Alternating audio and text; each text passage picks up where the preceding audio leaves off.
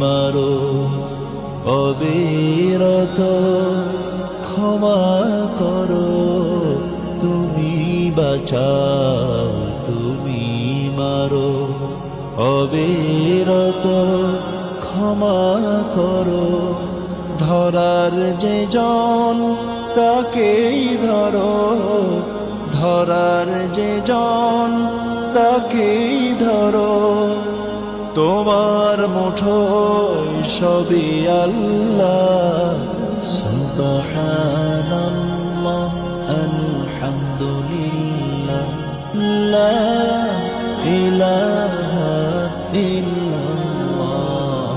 সুবহানাল্লাহ আলহামদুলিল্লাহ লা ইলাহা ইল্লাল্লাহ তোমার